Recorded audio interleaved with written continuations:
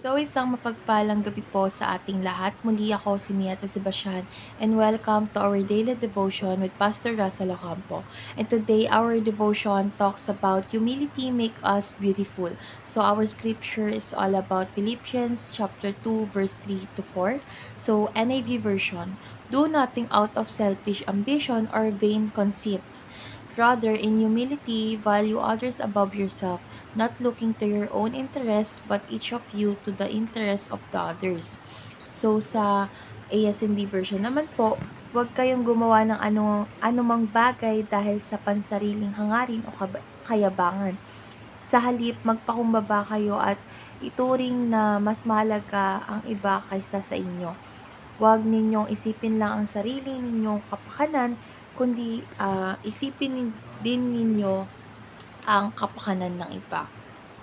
So, tungkol saan nga ba 'tong verse na ito? So, yung verse na ito ay patungkol sa pagpapaalala or ito ay nagpapaalala na ang tunay na kagandahan ay nagmumula sa kababaang loob. So, sa pamamagitan ng pagiging magpakumbaba o mapagpakumbaba, hindi natin inuuna ang sariling interes kundi iniisip natin ang kapakanan ng iba. So, ipinapakita rito na ang pagiging walang iimbot at pagturing sa iba na mas mahalaga kaysa sa sarili ay nagbibigay ng biyaya sa ating buhay at sa ating mga relasyon.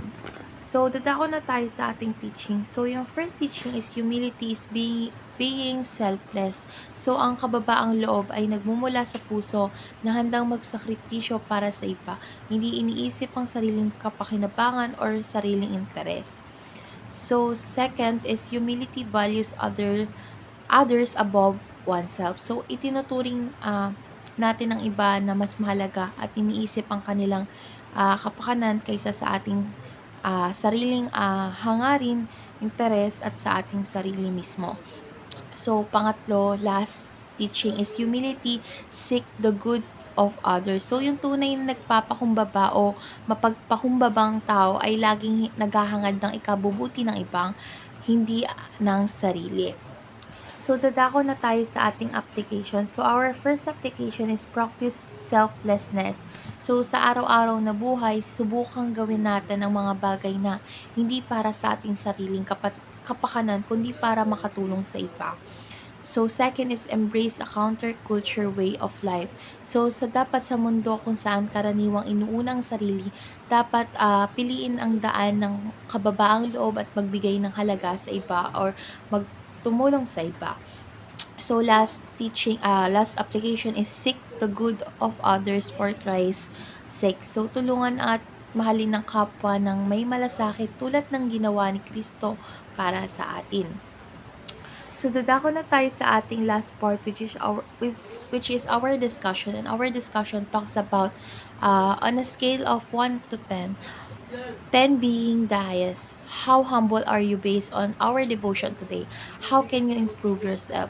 So, sa pagsusuri ng ating sarili, ah, gaano nga ba tayo kababang loob sa araw-araw na buhay? So, paano natin mapapaunlad yung pagiging mapagpakumbaba ayon sa tinuro ni Kristo?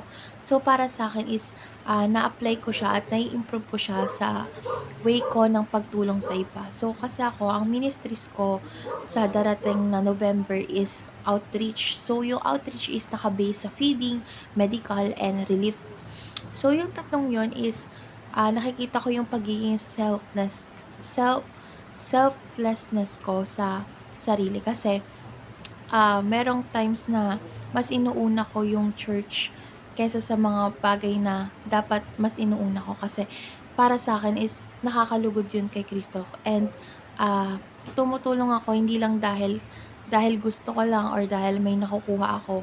Kundi, tumutulong ako kasi alam ko na ayun yung makakabuti sa akin at dun ako magkakaroon ng reflection sa sarili ko. So, yung ginagawa ko for the church is para yun sa reflection at pag-a-application ko sa sarili ko at as well as uh, glory for God. So, yun po.